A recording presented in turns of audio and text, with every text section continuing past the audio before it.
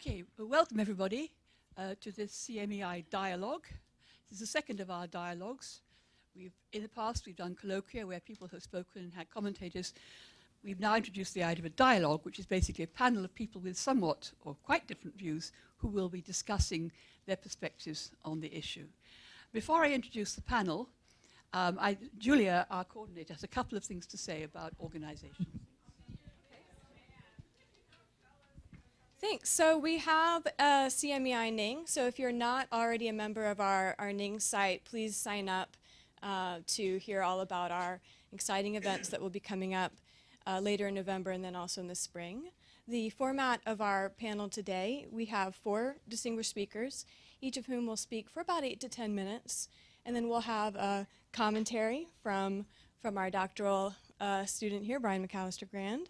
We'll run a couple of minutes, and then we'll have a panel discussion amongst the panel for about 20 minutes, and then we'll open it up for questions from the audience. We also have, after this event, there's a related event, a film screening that Bio and Manish will be helping us run. So we invite you to stay for the film screening on localization of education. That's all. Thanks. Oh, sorry. I'd like to thank Jenna, actually, too. She's a big help with the publicity and everything. Jenna makes the marvelous posters that we have and then distributes them, which is actually a big job. So. Well, I'm delighted to have this session today. Global education is a very controversial topic, and people have quite strong views on it, one way or the other, and it's certainly something that needs to be discussed and aired and looked at from different perspectives. So the 4 speakers in our panel today have a lot of experience in different aspects of global education. As Julia said, they'll talk for actually 8 minutes. The first speaker will be Sanford Ungar, who's called Sandy.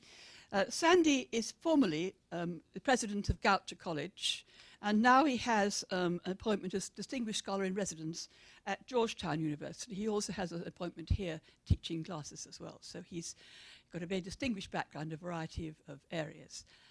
The second speaker will be Manish Jain. Manish is co-founder at Swaraj University and co-founder of Shikshantar, the People's Institute for Rethinking Education and Development in Udaipur, Rajasthan. Our third speaker will be Cara Godwin, who's a visiting scholar at the Center for International Higher Education at Boston College.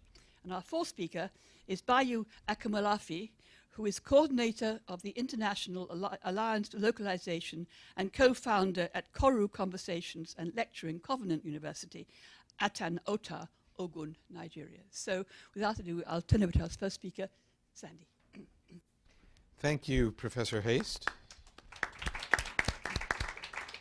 Thank you for the invitation, and thank you for organizing us to have this conversation today. Thanks to you and your very impressive students for bringing us together for just the kind of conversation that I think needs to be held all over the world at this point. We agreed we'd give each of us would give a little bit of context about where we come from on this subject. So I am a sort of fanatic about the need for American students to study abroad. As you may or may not know, the overall percentage of American college and university students who study abroad at the moment is somewhat under 4% overall.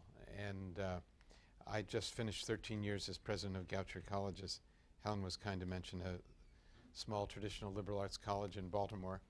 And during my time there, we instituted a study abroad requirement so that every undergraduate must study abroad. Now it's a very small college, so our chance of, even though all 1,485 students at Goucher are studying abroad, it's not going to move the needle very far of American students, the percentage of American students studying abroad, but we hope the idea was that it would have a very important demonstration effect.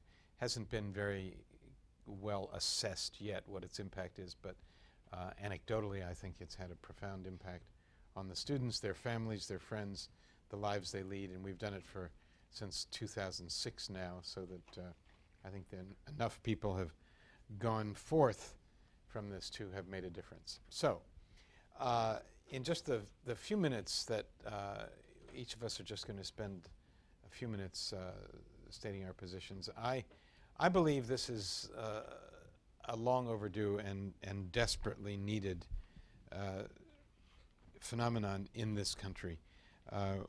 Many of us over a certain age grew up in a situation where we were, I don't exactly know how to put it strongly enough, but sort of bathed in American exceptionalism and the idea that this country had something unique and extraordinary to offer the world, and that really there was no other place like us. Now, all of what I just said may be true. We do have quite a bit to offer to the world, and for better or worse, there probably is no other place quite like us. But this illusion that many of us were taught to have, especially growing up in a small town as I did, that everyone in the world would eventually, of course, speak English. Now that is more true than it used to be, but I think it's not very realistic to wait for everybody in the world to start to speak English. But they would follow our example. They would be inspired by the American example, and in a sense, sort of, there would be a universal buy-in to the American dream and the American way of doing things. And of course, I don't need to tell you that this has been shown to be untrue, and that it is really hampers the United States in its relations with many other countries and in many situations in the world to act as if we are the one true inspiration, just as we are allegedly the one true superpower in the world. And of course that power doesn't persuade people to follow our example in very many ways to begin with. So I believe that Americans desperately need to have some exposure to the way other people do things. And when I was introducing the study abroad requirement at Goucher College, one of the things I said is that I hoped every student from our little college would come back with some new idea or two or three or four inspired by experience overseas that we could learn from in this country. And you know, the sort of simplistic examples I used to give were issues like urban transportation, or housing in cities, literacy programs, public health, immunization drives, and the way in which older generations are treated in developing cultures and in many developed cultures as well around the world. And we send students all over the world, 65 different places around the world for short-term programs, longer programs, a year in some cases. And they found, in most cases, that they saw their own country and their own background differently from afar, not surprising, and that they knew themselves differently. They saw themselves in a different way, having been overseas. So the one thing that I hope, there are of course many countries that are well ahead of the United States in terms of sending people to study abroad, but my hope is that this can catch on in a much greater way. I advocate universal study abroad for American college and university students, and I would hope that we would have a much greater participation in exchanges and this kind of study abroad experience around the world, so that people can, from our different societies and cultures, can get to know each other, if you will, before it's too late, before it's such a struggle to learn to know each other, so that they will meet each other on common ground and have this sort of basic human, act on this basic human instinct to understand each other, to exchange attitudes as well as information. I think that there is no issue, no endeavor, no discipline in the world today that doesn't have an international dimension.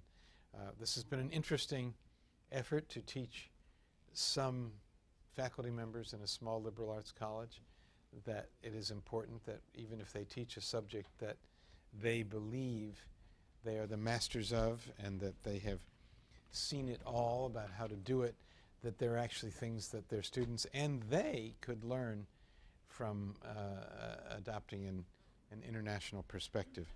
And there are so many commonalities in the matters that we all face in our lives that the sooner we do this, the sooner there will be some basis for optimism about greater international understanding. I think what we will accomplish through this would be for emerging leaders from all over the world to meet each other at a younger stage. Inevitably, they will meet each other sooner. They will know each other as they take leadership positions, whether it's in the public or private sector or in education or other fields in their own countries. There are many programs in existence, young leaders programs already, where we see that this kind of international exchange experience has made a huge difference in their capacity for leadership and in their ability to understand other people. So that's what international education, global education means to me, and I think it's not inconsistent with some of the goals that our colleagues will address in this discussion as well. Thank you very much. Sure. Our next speaker is Manish. So good afternoon, namaste to everybody. So I thought I'd just start by asking you guys some questions. And maybe you could just, and I don't know if you guys know Indian Bhangra dancing. You must have seen it. Kind of one of these, little shoulder action. So when I ask you the question, if you kind of agree or you know about it, then just do a little balle, we call it, yeah? So how many of you know how to grow your own food? Nice, very good. How many of you know how to make your own clothes? Yeah? You can give us one of these. Yes, very beautiful. Beautiful. How many of you know how to heal yourself with plants from the forest? Wow, fantastic. Okay. How many of you can speak the language of your elders? Yes, great. So, many cases. What my work is essentially around some of these questions that I'm putting in front of you, which is to regenerate diverse people's knowledge systems and our cultural imaginations. And I also help lots of young people all over India and many other countries walk out of mainstream education to escape education and try to find real learning in their lives. And so what I'm going to talk about today is what, in terms of global education, we call it MEC education for all. And what I want to talk about is, one is obviously how MEC education for all on one level is about how we see kind of the connection of education as a global business opportunity. That's one opportunity, like study abroad programs, universities of the West coming and selling all of their recycled curriculum content to our countries. But on another level of that, I would like to talk about what I call monoculture of the mind, or what we call epistemological genocide, epistemological and linguistic genocide. And the experience I'm coming from, I spent, before moving back to India 16 years ago, I worked with many international agencies, UNESCO, UNICEF, USAID, World Bank, and part of their kind of global education for all, many of you have probably heard of that, MDGs, Millennium Development Goals. And during that journey, I started seeing many things which disturbed me, which forced me to kind of decide to resign from all of that and to come back to India to start up Shikshantar and Swaraj University later on. When I say this, when I talk about MEC education, there's three things I'd like to kind of draw your attention to. So one is how education is used as a political weapon against so-called developing countries. I mean, it starts with the language of calling us developing countries. That's where the violence starts right away. But the weapon is in terms of two forms. One is international aid. So education is put as the kind of Trojan horse on the international aid agenda, that you need education. Your country is poor, backwards, uncivilized, illiterate, and we have international education now, projects, programs to give you education to get you part of the global economy. And if you know anything about international aid, there's about $130 billion that are given to countries in the global south every year, and about $2 trillion that the global north takes back. So aid is not as innocent or as nice as we think. So it's a big, international aid is a huge, huge enterprise which gives a kind of moral justification for continued neo-colonialism or imperialism, yeah. The other thing is, obviously, along with that is the political aspect, is the creation of the villain, the evil enemy, who denies poor illiterate girls an access. And it gives us a kind of moral justification to not feel so guilty about vilifying them and going and bombing them with drone strikes. You know, so this is the other element around that. The second thing which I wanted to say was that how we've seen education at the grassroots used.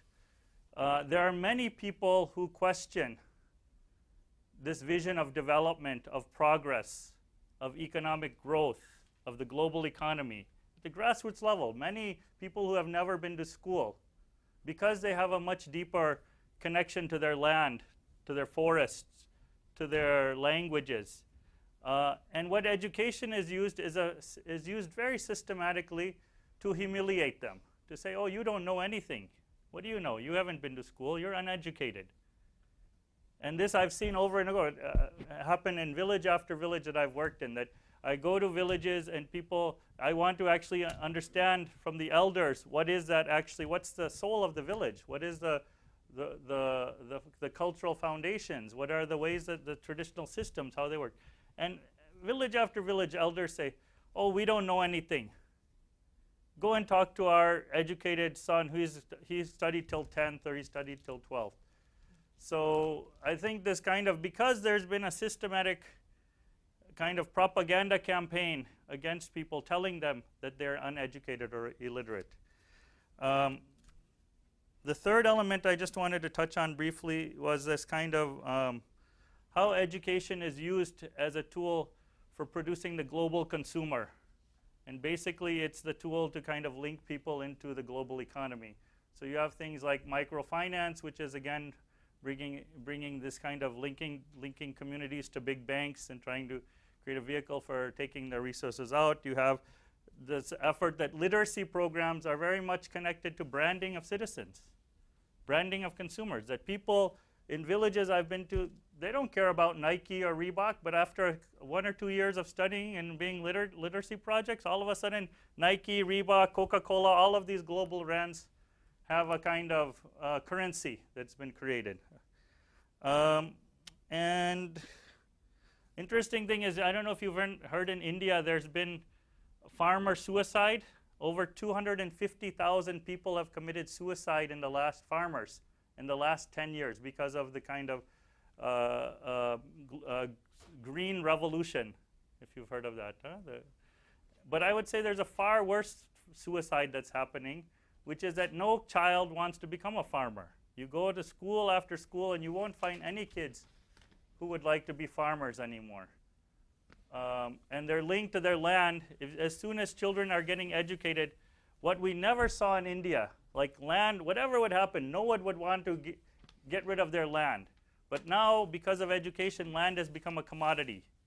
And there's no link that kids have to their land because the education has locked them indoors for the last, for 10 to 12 years of their life. They tell them that land and farming is a menial task, it's drudgery. And so all of a sudden there's massive amounts of young people who are selling their land out to kind of corporations, to create special economic zones and all kinds of that. Am I almost done in time? Oh, so I just want to end with a little story. So there's a story from a while, I think the 1700s. So when the white man first came to North America, they, as you all know your history, they slaughtered millions of innocent natives. But then they were quite kind, and they said, we're going to give you, they sent a letter to one of the chiefs. Said, you can send your kids to us for some education. We'll educate them. So send them to our boarding schools. So there was a response, which is very interesting, from one of the chiefs. He said that, thank you very much for your kind offer. I know that you are really thinking very fondly of us and thinking about our well-being and future. But we've seen there's some experiences that we have to note, that when our kids went to your, when some of the kids from the other tribes went to your village, your school, when they came back, they didn't know how to grow food with us. They didn't know how to hunt or fish with us. They didn't know how to build houses with us. They didn't know how to stitch clothes with us. They didn't know our language. They didn't have any respect for our local spirits. They didn't have any interest in sitting in our meetings to decide the governance for our community. So basically, they were really good for nothing in our community. They really didn't have any connection with anything. They were misfits in our community. So based on these experiences, we would have to kind of kindly decline your offer.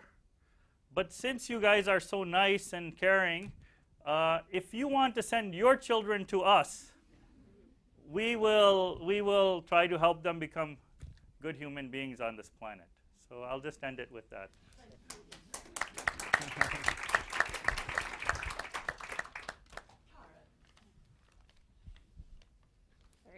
Very good. Okay.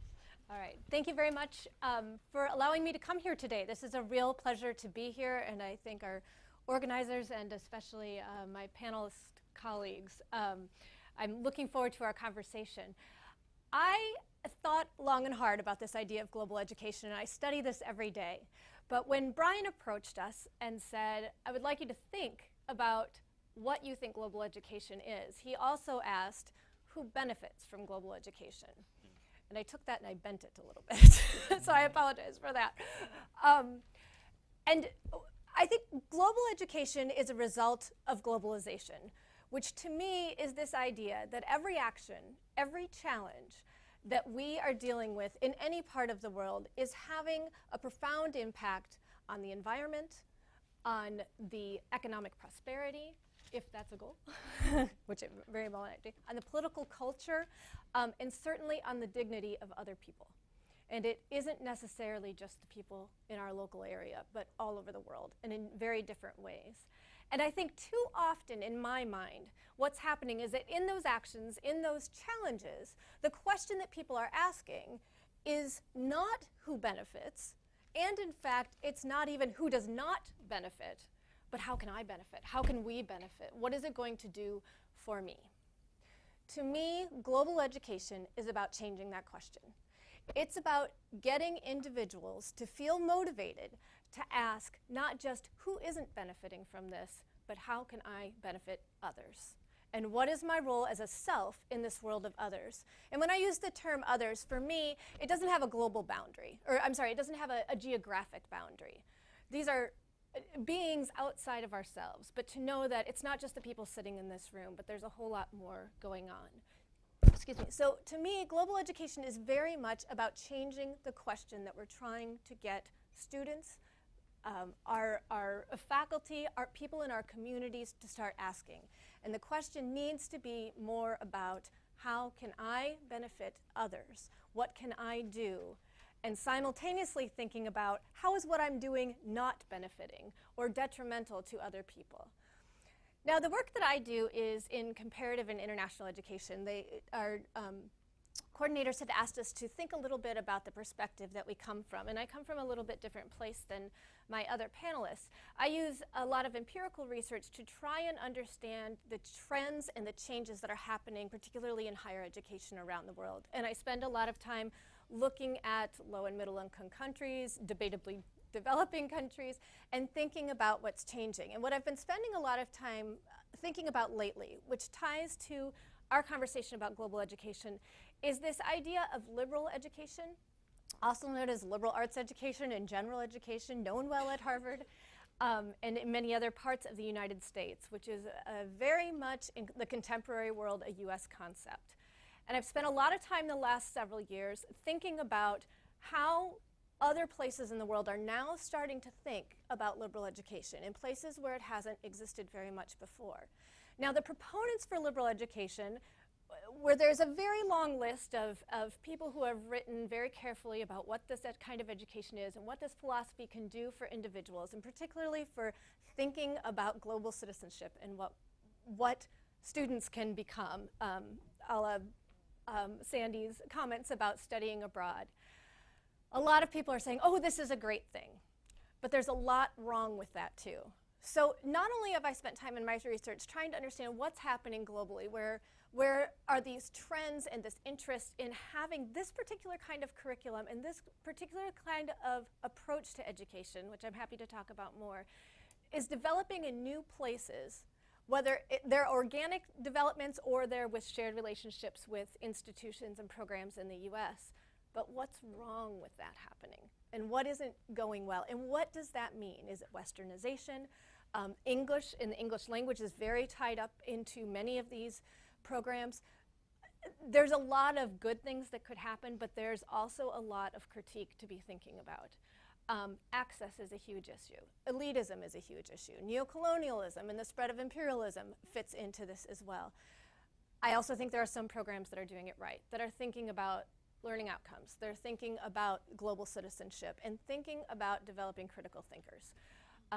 But the aspect of global education that I'm coming from, that's just one example, is much more about the trends and changes that are happening in education, whether it's very unconventional, new and revolutionary, innovative disruptions to education, the kind of things that Manish and Bio are interested in, or what's happening in traditional education and what's happening on a global scale.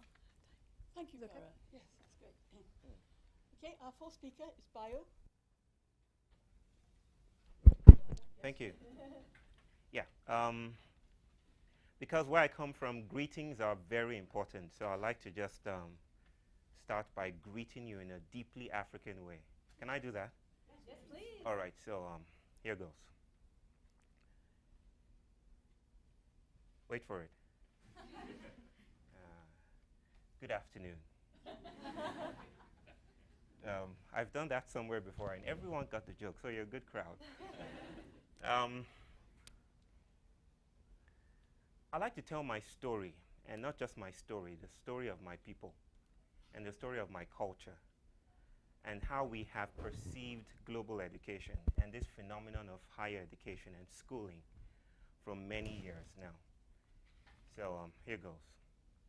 You know, there was once a time when schooling was so inevitable. It was an unquestioned value. I mean, we have a saying in our community. We say, education is the key. We never ask what the key opens, but, you know, we just say, it's the key. You know, parents, you know, my mother brought me up saying, you have to go to school, you have to learn, you have to become someone in the future, and stuff like that. I'm sure every one of us went through that. But it so happened that, you know, as we all started to go to school, as we all started to learn in the ways that we're supposed to learn, as we all started to fight for grades in the classroom, something insidious started to happen. And we didn't notice this at first, but it started to creep in on us. And basically that was the realization that we were becoming lost. We're becoming exiled in our own lands. And something started to do away with our languages, with our ways of communicating with the world, with our appreciation of the subtle worlds and the ideas and notions that the world is not enough. The physical terrain is not all there is. what was introduced was a single metric system. It was the proliferation of an ideological monologue that told us that the only way to see the world is within this particular format. And that has damaged my culture. I stand here, or I sit here with you today because, well, apart from being a professor in a university, I do not know how to speak in my language. I just wore this cloth, but I do not even know what it means. I'm part of a dying culture.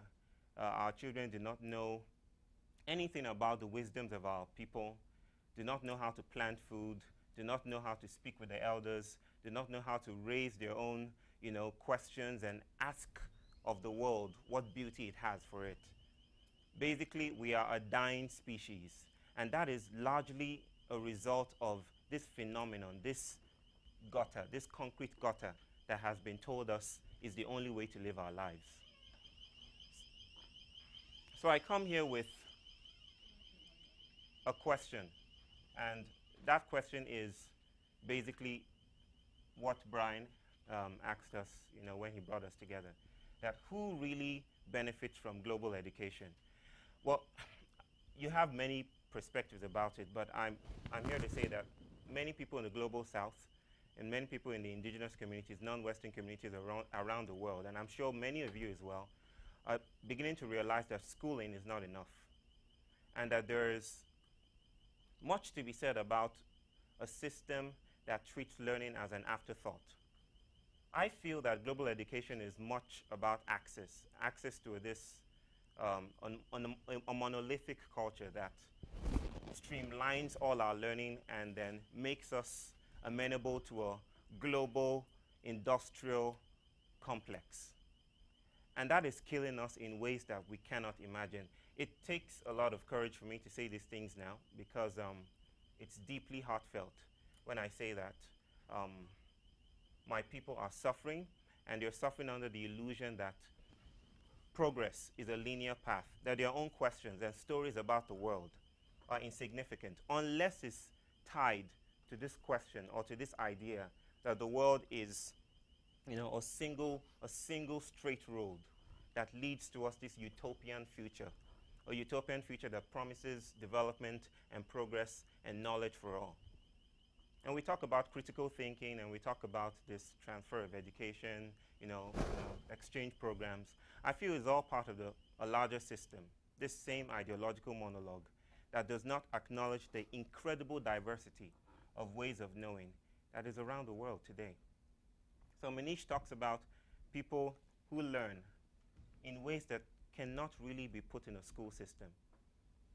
Talks about grandmothers teaching their sons and their grandsons about how the world is.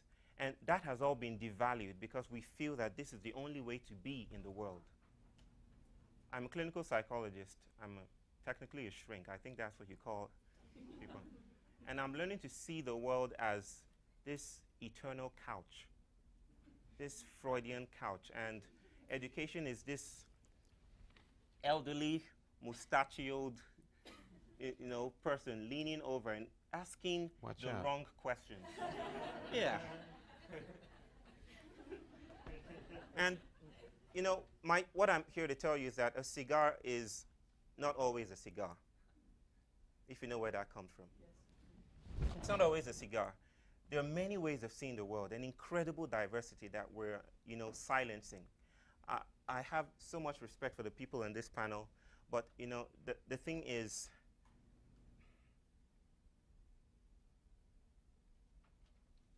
we've forgotten our own ways of seeing the world. And we are dying. I cannot emphasize that enough. We are dying under a system that pretends to take care of us. We're dying under a system that pretends to be, to cater to our needs and our deepest questions, our fondest hopes. And there's a need to change the question today. There's a need to ask new questions, new kinds of questions. So I'm not the kind of person, I don't think I would be the one to, or let me put it this way, I don't think it's my truth right now to say, let's do away with schools. Let's kill the principals. or let's do anything like that. No, I'm not going to say that, but I'm just going to say that schooling does not cater to our expansiveness and the felt need that we have, especially in our communities, to relate with the world in ways that probably do not come out of books or out of classrooms or out of the linear format or out of the cognocentric academic hyper-intellectualized format that we have been parading across the world as the only way to educate ourselves. I think I'll stop there. Thank you very much, Bayo. Now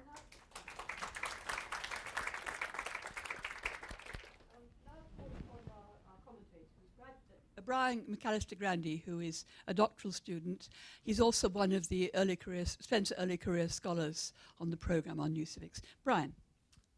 Thank you, Helen. I'm having a little bit of an out-of-body experience right now because I'm actually not quite sure how to respond to all of these excellent comments and try to kind of reconcile and think about some questions. But I'll just try to raise a few issues. And I should just explain a little bit about my background, too. Before I came to HGSE, I was Associate Director for Global Affairs at Brandeis University. So I was in charge of kind of internationalizing and improving the internationalization of Brandeis. And so I've been kind of immersed in the practice of global education from the US side, but also thinking critically about it as well. And so I just wanted to raise just a couple of things that different panelists have pointed out. One thing is kind of direct a little bit at Kara and Sandy, and that is in what way can the idea of global education from the kind of US perspective of students going abroad and thinking a little bit differently about the liberal arts and liberal education, to what degree can we kind of accomplish that if the disciplines themselves and the faculty and the people in charge of the universities and the constituents of the universities and this very complex kind of operation that we have, I mean, even campuses themselves, and architecture, which is not in any way really internationalized. If the disciplines are not really internationalized with different epistemological traditions and different ways of seeing the world, and different faculty have not been trained in their graduate programs to think kind of internationally in the way that we might hope in the future, does that present an incredible and significant barrier to the kind of vision of a kind of new kind of global education? And then the question I'd sort of pose to Bayo and Manish is much harder. And it's one that I've been wrestling with a lot. And that is sort of, should we just sort of then throw out the Western kind of humanist tradition? Because, arguably, it's the Western humanist tradition of liberal education and of thinking critically and of putting kind of quote unquote man or humankind first has a lot to offer. And you could also argue that some of the changes and problems that we've been seeing in the last 20, 30, 100 years are a result of historical contingencies and not necessarily inherent in the Western tradition itself. In fact, a big part of the Western tradition is to think soulfully, to think about the cultivation of the land, I would argue, and to think philosophically, to think deeply, to think about schooling as something beyond the school. There's rich different traditions in the Western humanist tradition, and I guess what I would really wrestle with myself is just, should we throw that completely out, or is it going to be sort of separate from some of the epistemological pluralism that you're talking about? So, thanks. Okay, who wants to start? Well, I have a couple of things I'd like to say. Sandy, yes. I don't want to speak for too long. I'm troubled. Mic on. Oh, is my microphone off? It's too low. Okay, sorry. I don't know quite how that happened. Is that better? Thank you. I'm troubled by the notion that we have a choice of one or the other. This idea that you either go my way or your way. because I believe that what I am advocating will lead the stigmatized Western style of education in a much more holistic and universal direction. I don't know anybody who advocates giving up our traditions, giving up our awareness of other people's traditions, and being sort of, you know, that education is all just product placement for Coca-Cola and Nike and what have you.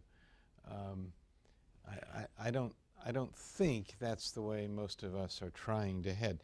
Now, I will accept that sometimes we try to do something and we actually find ourselves going backwards or going in a different direction from what we intended, and that is something we must always monitor ourselves about. But when Manish told the story about the Native American tribe, which is an unacceptable word, about sending children to them to become better human beings, well, why shouldn't we be sending our children to each other to become better human beings? And I don't think that, you know, the problem is the descriptors get us into lots of trouble. I mean, developing countries, I understand why developing countries is sometimes an offensive term, but you know, the economists have written a lot of our vocabulary, and it's hard to escape it. But I think we have a lot to learn from each other, and not everything that we are teaching to people who come from overseas to study here or in other Western-oriented countries, not all of that is crass materialism at all. As Brian just said, Western educational traditions are much more complex than that. So I think we need universal reform of education, how we see education, but I don't want to see it sliding entirely into a model where we reject all Western formal types of education. Neither of you would be here without that education. Thank you for reminding us.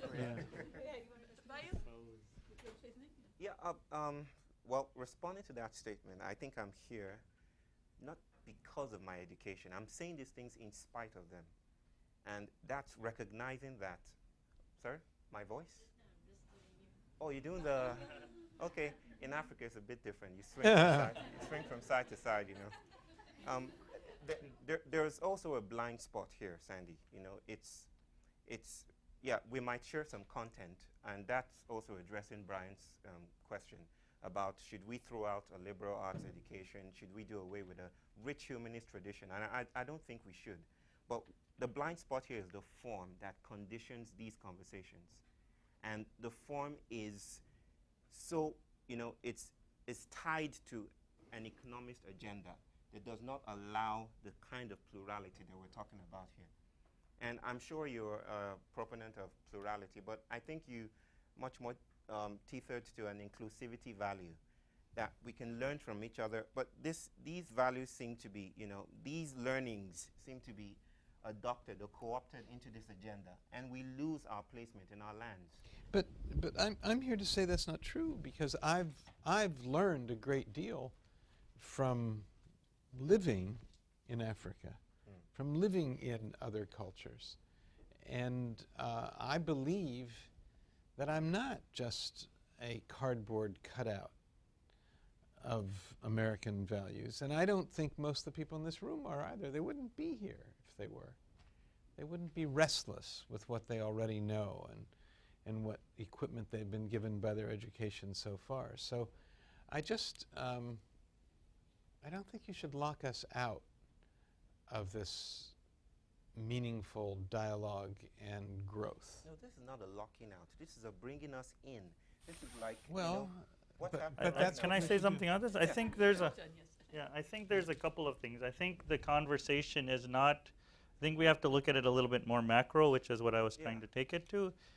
If you are talking about let's play the game that's going on the planet a little bit better, a little bit more efficiently, a little bit more sustainably, then probably there's not much debate. But if we're actually talking about radically changing the game, there's two things I would like to share with you which really shifted my perspective. I don't know if it was mentioned, I was a student here 20 years ago. And what changed my perspective were two things. One was this realization that I had been taught that my people had been colonized, right? The Africans had been colonized. You all have been taught that, right? What I was not taught very clearly was that your people were colonized. That all of us have been colonized by a very vicious system, right? And as soon as we realize that, then there's a different agenda.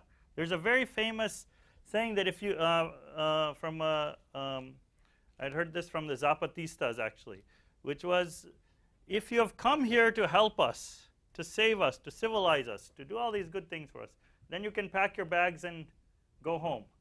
But if you feel that your struggle for liberation has something to do with our struggle for liberation, then we have a very different kind of relationship and conversation to have.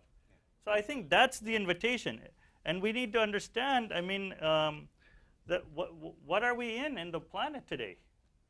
You know, and I do feel that there is some value to the Western humanist tradition, but I don't think there's a lot of value to it today, given what's going on in the planet. We've been following that tradition for the last 200 years, and you see where it's taken us, right? On the brink of disaster. So I think that we need to open it up to something else if we want to do something else. And the other thing, particularly since you're all in education, that changed my perspective was we've been told that the system isn't working. The education system is failing our students, right? And so what is our thinking? We need to fix it. That we're all being trained to be fixers here. And I think what we need to understand is the system is working perfectly well. What it was designed to do, it's doing. And it's doing in a really vicious, horrible way to children in the US, to children in India. I mean, the fact that we can sit in this 21st century and say the SATs are acceptable as a way to measure students, the fact that we can sit here and say that it's okay for education to brand millions of innocent children as failures, I mean, this has got to change somehow. I don't think that, and I don't think the logic. The problem is the Western humanist tradition is trapped in its own bubble, right? And so what we're talking about, the reason of even my flying all the way over here, is to actually invite us to let's have a different conversation. Because the bubble is not only not working for me and my people, but the bubble's not even working for you guys. Yeah, a few things. First of all, I'd like us to suspend this US out thing. Granted, you have very important stakes in the US and the study abroad, but from my perspective, what this system that's broken is about is much, much bigger than the United States and Western students. There are people studying abroad who grew up in India and are going to other places to study.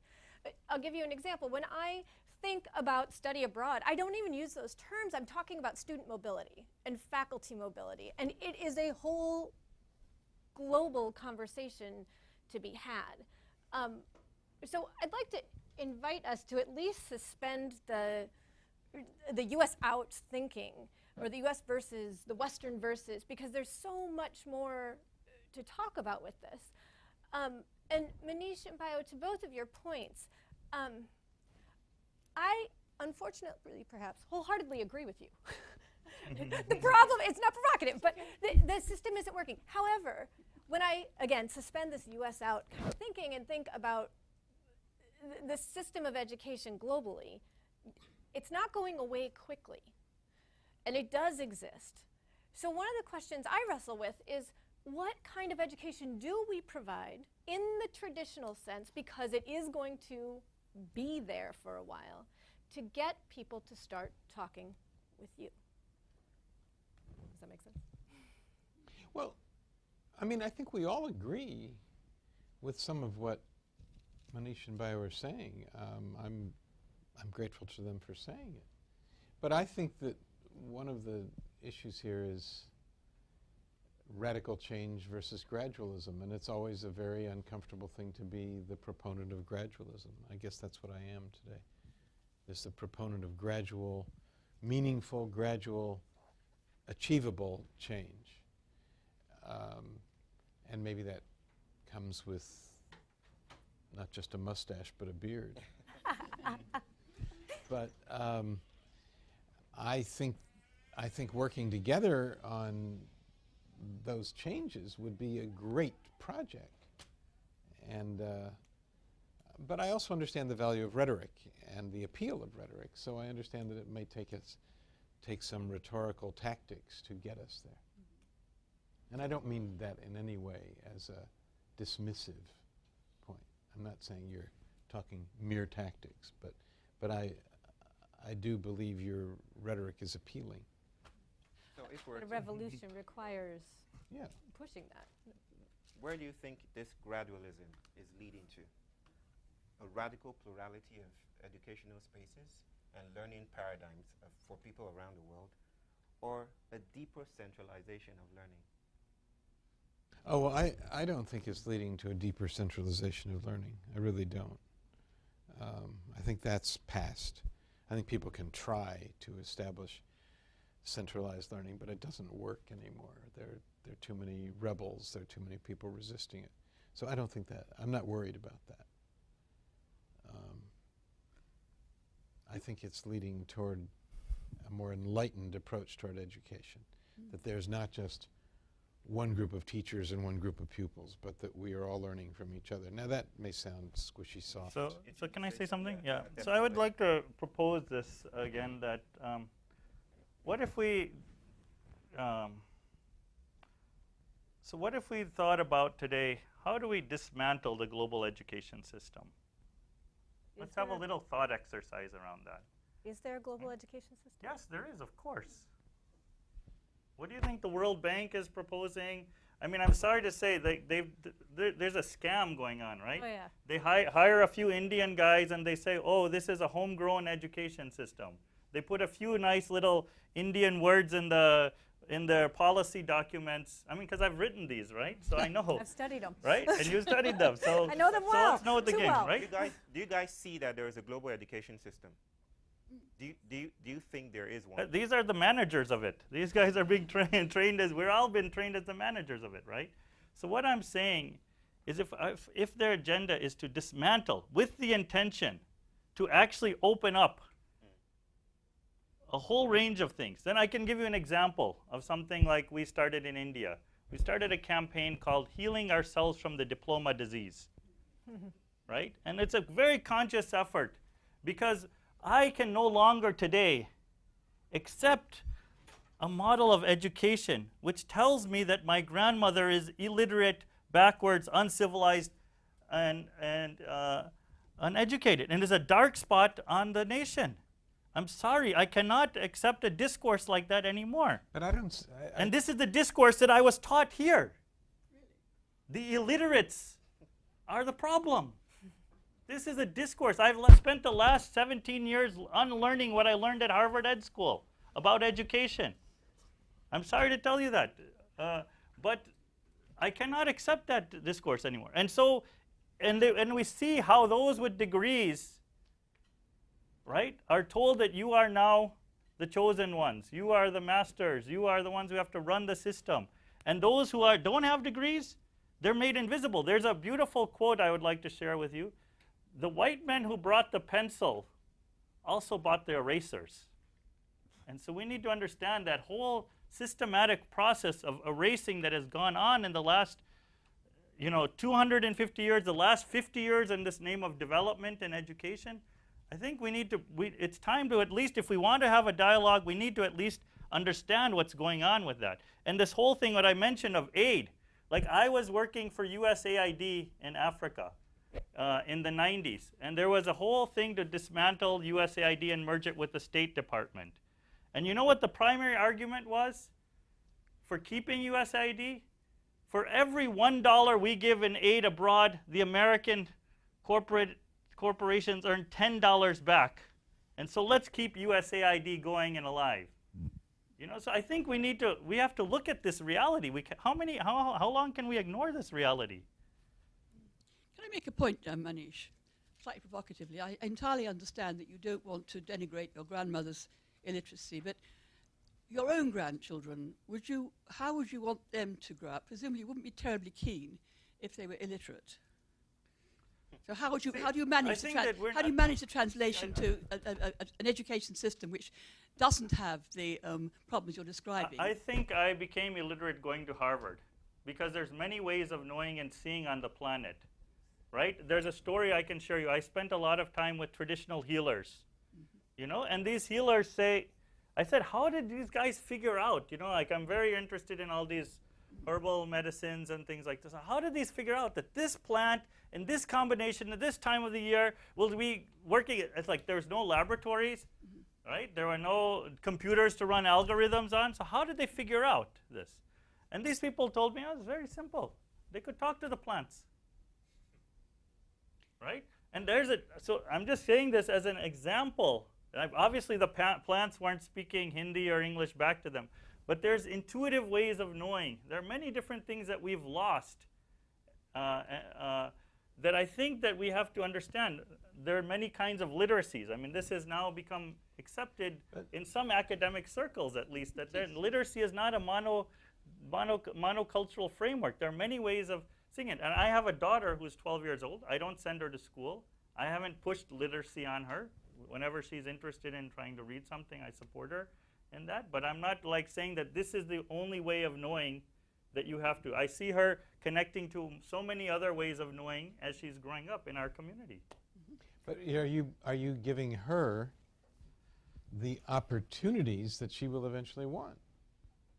To fit into the global economy, to become a corporate slave? No. Which opportunities are you talking about? That's jargon. I'm sorry. Which opportunities are you talking about? I'm talking about the opportunities to have a good life, to have good health, to raise a family, to have shelter. So you're saying that people who have never gone to school don't have a good life or don't have a vision of well-being and happiness? No, I'm not saying that, but I'm saying, for example, I heard this morning, I can't quite believe it, but I think it's Michael Bloomberg who has said that it may not be worth getting a higher education. It's fine for him to say, having had one and having employed lots of other people who have one and having become immensely powerful and run the city of New York, et cetera. But I think that's a condescension that yeah, it's a condescension as long as the power structure is in a place. When I'm talking about healing ourselves from the diploma disease, it's actually about removing the preferential treatment to those who have degrees. If you actually remove that, then it's an open playing field. But as long as you have huge institutions, huge armies, huge money standing behind those with degrees, then obviously that's the game you want to play, then that's the way to fit into it. I'm talking about, do we want to actually think about playing a different game on the planet? You remind me of a story I haven't thought of in a long time, of a young woman I got to know once. She was a high school student, and she had very great ambitions about going to college, and she felt she was at a disadvantage because her father had not permitted her to be the sort of high achiever, to move along the way she wanted to. And she said to me, this is a long time ago, she said, I am the victim of my father's political rules. Sure. And I don't want your daughter to be the victim and I don't want your daughter to be, or your son to be that also, right? That this dogma that every child has to go into school and fit into that system and become a high-achieving Harvard graduate. I'm sorry, that was enforced on me by my mother. I'm sorry, I don't want to enforce that. And I see so many of my friends who've had nervous breakdowns, who have gone into depression. I mean, who are not comfortable with who they are. So now you're rejecting your mother's No. I think we should, it's probably this particular moment, it's the time to actually open to the audience. You can continue these discussions. We've got about 15 or so minutes for audience participation. And in the spirit of openness and so forth, please, yes.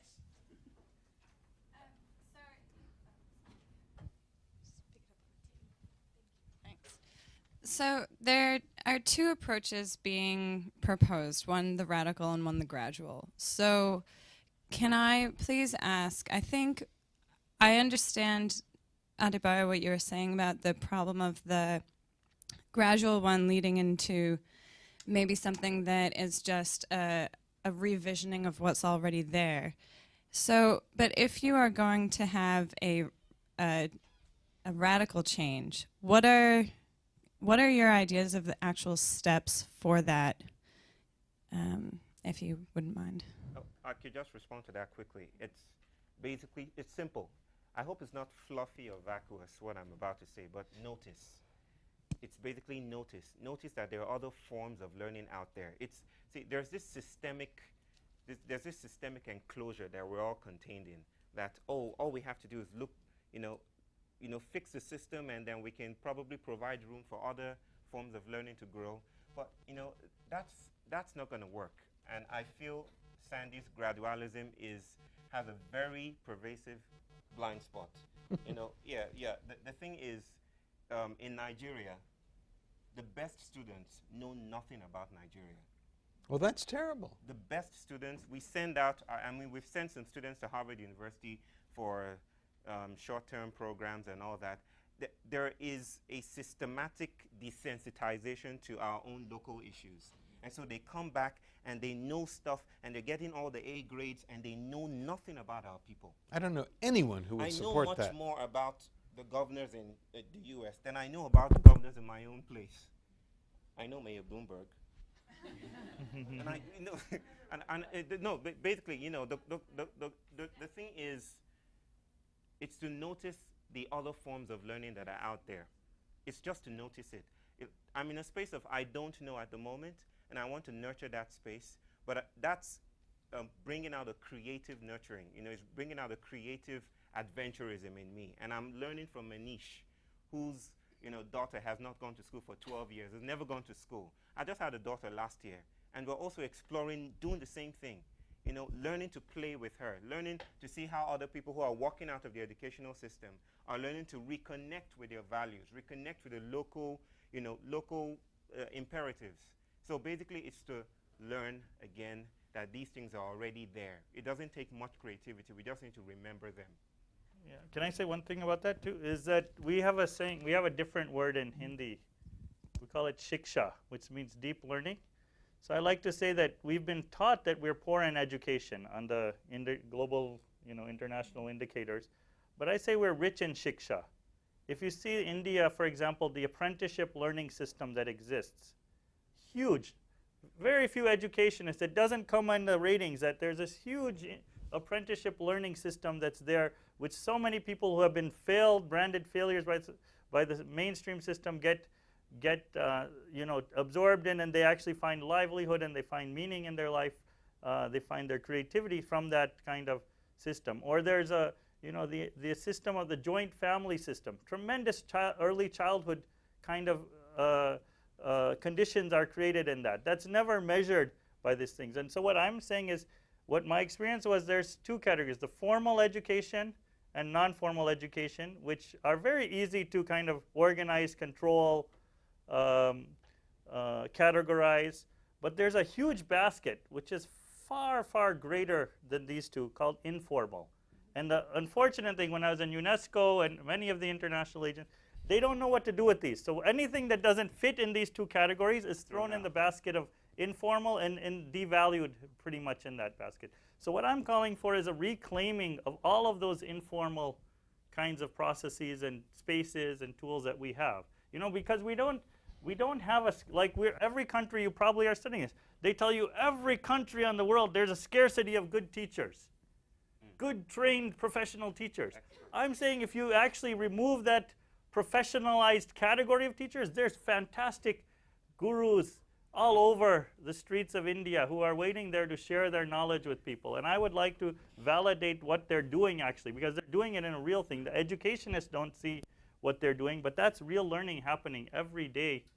So just want to say something quickly to that as well. There's sorry, this is just exciting.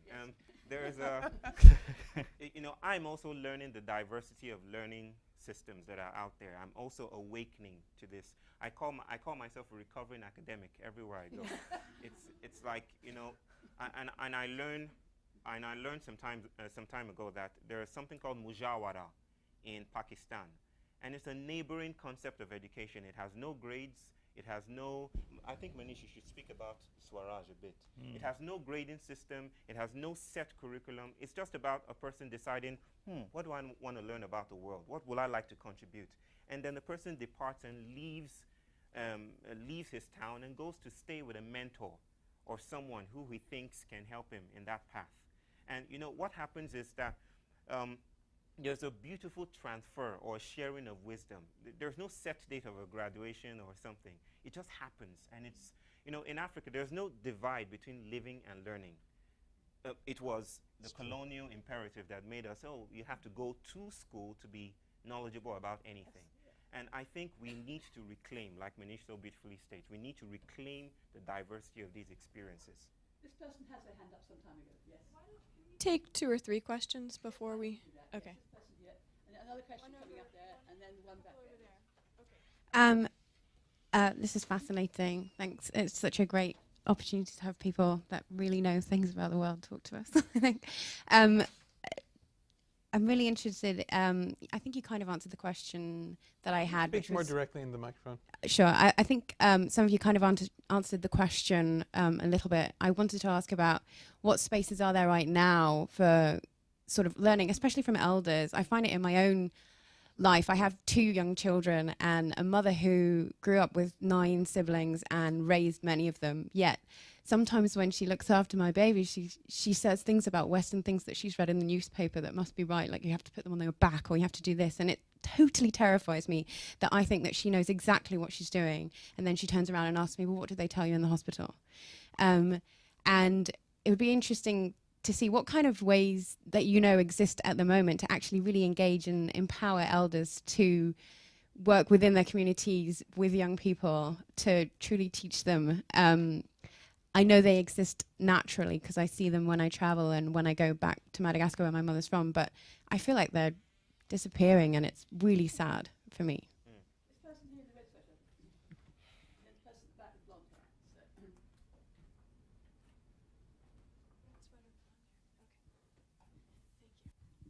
Hi, I don't know if this is a question. I just want to speak as a product of another way of education. Years ago, in the 80s, when all my friends, I am from a very good school in Hong Kong, everyone was filling in the form for the SAT and the TOEFL and everything. I hate forms. So I make a big mess with the form, I threw it away. I decided not to take the SAT. Then I walked out and then and then I started my roaming life. I refused the formal education, as people will call it. And then I was roaming for since the 80s. But what I'm trying to say now is that truly there is a world out there, people, old people especially, are full of knowledges that I learned from them. So after all these years, I went to Spain and then I studied art, you know, because I like it, you know. I studied for 6 years. Then they wanted to use me as the political tool. They said I need to sit for a Catalan exam. I already spoke fluent Spanish, but they wanted me as their tool. I refused. I walked out again. I didn't get the paper. So my whole life is also fighting against the whole system. I just want to, you know, give a big applause, you know, to the gentlemen out there. That's really indeed the way. And then I came to the United States because I was living in Yemen. I ran away from the Arab Spring. I came here. I heard so much about Harvard. And I have to tell you, I was so bored with Harvard. Sorry. And then, because it's so strange, you know, I want to find something. Stay? Why are you here? No. Sorry, don't get offended. You know, I'm not saying that. I'm just saying the process. You know, but and then it's so offensive. Sorry, Sanford. This is like the person who questions America. Why don't you go back to your own country? I mean, this is a little. Let her speak. Okay. Yeah. No, I want there is something very interesting. Exactly. There must be a reason that it's so famous. So I do see there are a lot of brilliant minds there, but the system is so old, so dead, and every time if you fill in a form, if I cannot fill in the postal code, you know, I lived in Hong Kong, how do I have a postal code? You know, so the system wouldn't let me go any further. So everything is set, you know. Okay, what I'm going to say is really, I really want to see the education system, you know, go back to the human side, not just the system itself. Can I pass it to the person back with the long hair? We're a bit short of time, so. Hi, I will try to make it as brief as possible. My name is Megan, and I'm a Francophone from Canada.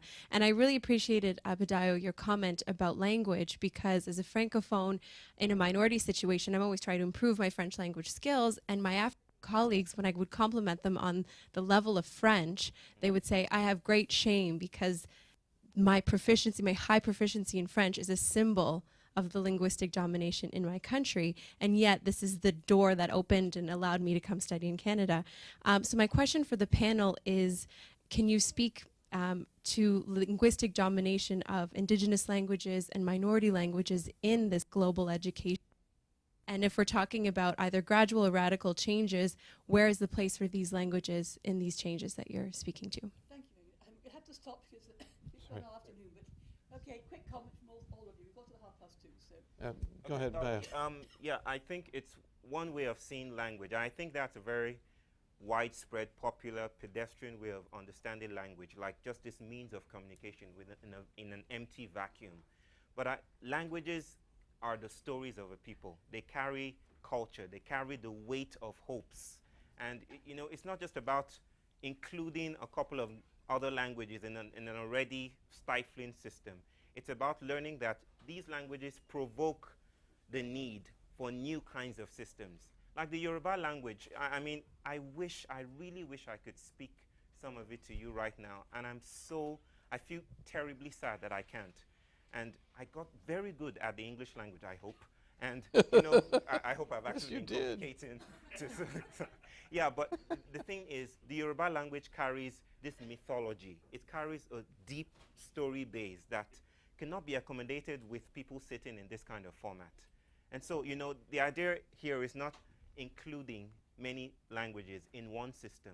It's about providing or noticing the other systems that languages can, you know, find a place in. That's it for me. Next person. Sandy? Yes, I mean, I totally agree about the need to empower more languages and to make it possible to learn, to excel, to make an impact in whatever language. I mean, I think it's ironic that it was the requirement that you take a test in Catalan, which was upsetting to you because that in Spain, in Catalonia, Spanish is seen as the imperial language, and there's such an attempt to empower the people of Catalonia with their own language. Something going on right now. They're going to have a referendum. So that sort of worked the opposite way that you might have thought. But no, but I just want to, I think Helen would want me just to finish up. You know, I don't like the SAT at all. The SAT measures what kind of conversations you've had over dinner with your family. The SAT is not a useful tool for choosing students in this life. There's a huge revolt against the SAT in this country right now. The College Board is running so scared. They're desperate to prove that the SAT can be relevant again. I would say that's a sign of success, of people rebelling against some of these things. I think there's informal education is on the rise in this country, not being suppressed. So I think, you know, we and other cultures are moving in some very important directions. You're the one with the PhD, with the degree, not me. I don't have a PhD, so you're more the prisoner of the system than I am. I am, actually. I'll stop there. Manish. Why don't you go 1 second? Okay, Karen. Oh, I wasn't ready. I don't think we answered the how question. No. Yeah, which was so spot on with what needs to happen. And there is a conversation, I think, to have about this radical versus gradual change mechanism. Again, I don't disagree with either of you, but I feel quite privileged to be able to be here and have this conversation with you. And I'm from a small, small town in Iowa.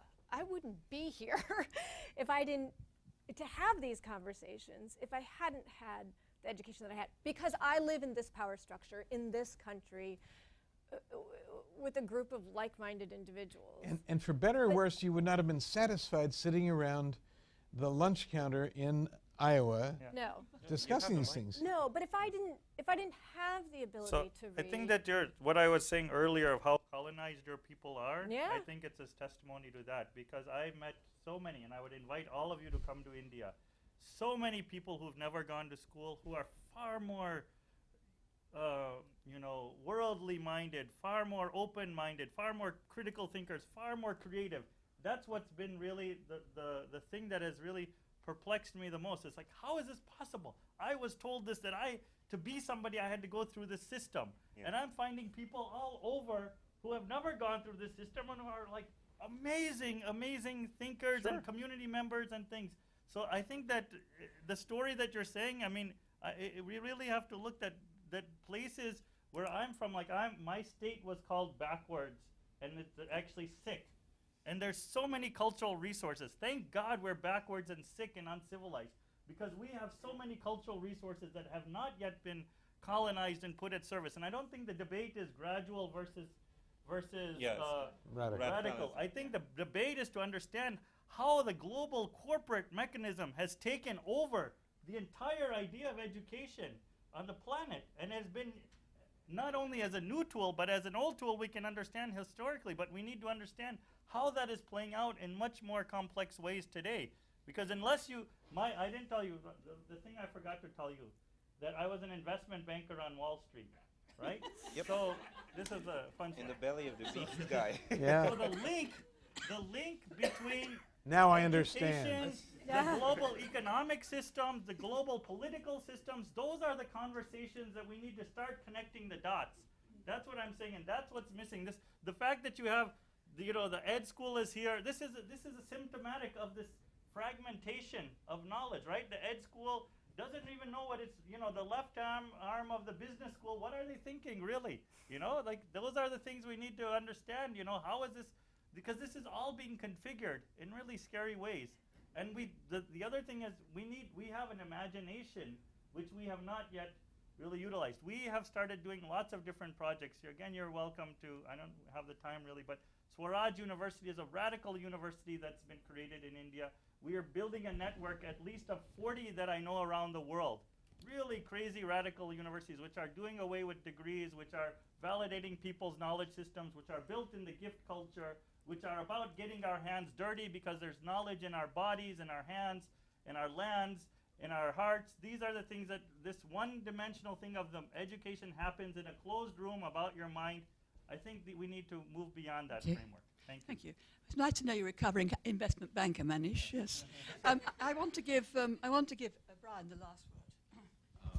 Yeah, I really appreciate this conversation. I think it's a conversation that we should definitely have more of. We have global education conversations in various different pockets of different courses at HGSE, but we don't always bring it together in one place. And I think, like for me, what really kind of worries me about the kind of gradual versus radical approach is the space that happens sort of in between those approaches. And I'll just give one example. At Brandeis, we had a program that brought Brandeis students to the West Bank to meet with Palestinian students. And they would read texts together, both Palestinian texts and Western texts, and they would have discussions, and they would meet over coffee, and they would have conversations spanning into the late night. And I don't see that as necessarily always connected to a kind of Western or global education system. I mean, it operates at some sort of strange space in between those. And I'm not saying that, that program is, perfect in any way, but I worry about those kinds of programs that bring together populations and people that are in conflict, and which can happen in between the gradual and the radical. Thank you very much, Brian. Well, thank you very much to this marvelous panel and to the audience too.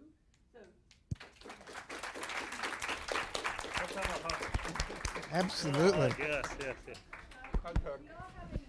We're eliding into a film show, which Julie will describe.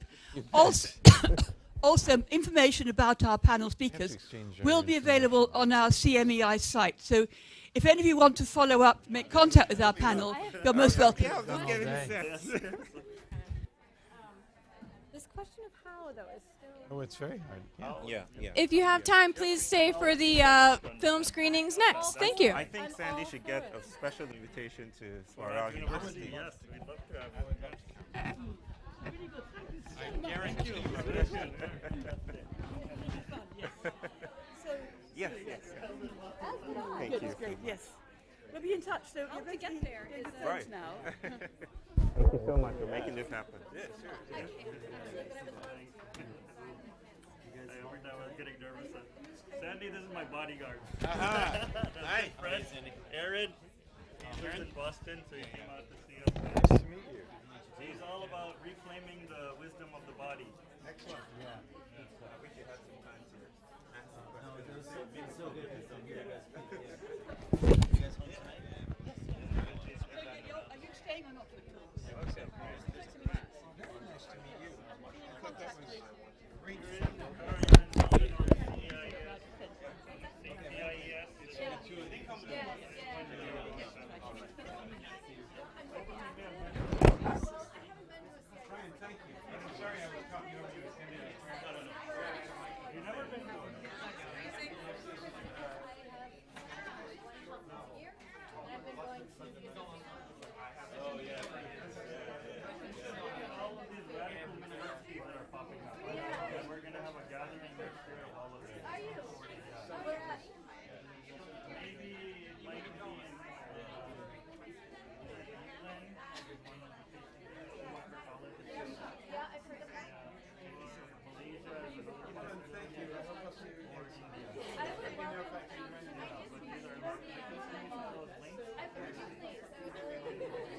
We're working with some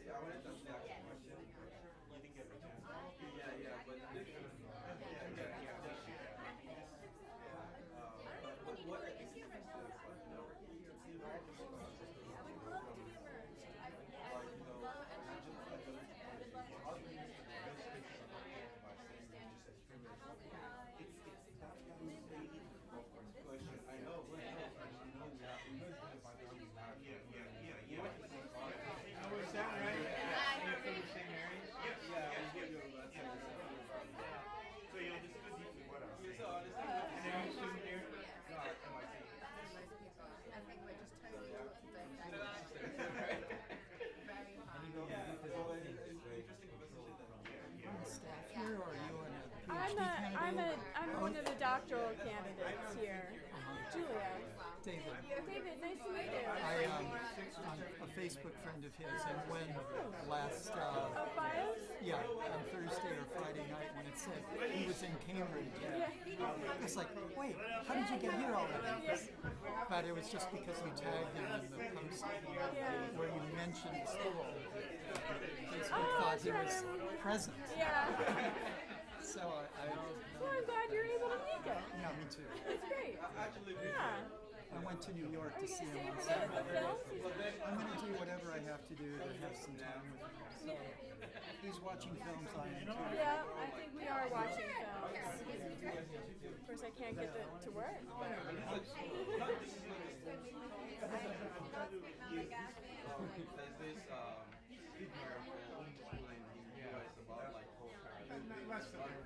Yeah, but now they're really intelligent people. Because they want the kids to be more profitable. And I understand the point of back in the literally go to my mouth for the first time. Well, that's a call. It really should. How long have you been in the US? 7 years.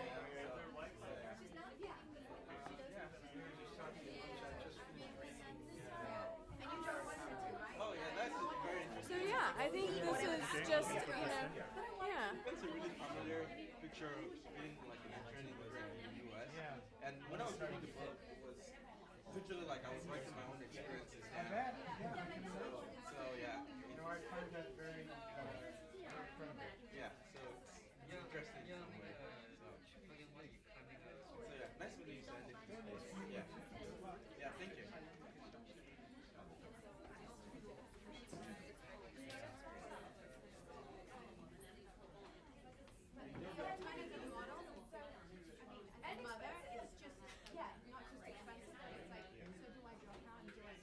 But it's important we don't demonize these experiments. They're attempts to shape step out. And it's a good thing, it's just that sometimes most of them actually get co-opted, they actually just get succeeded by Look at a model of success, right? Yeah, that has a very narrow metric It's a and then try to It's just not like this.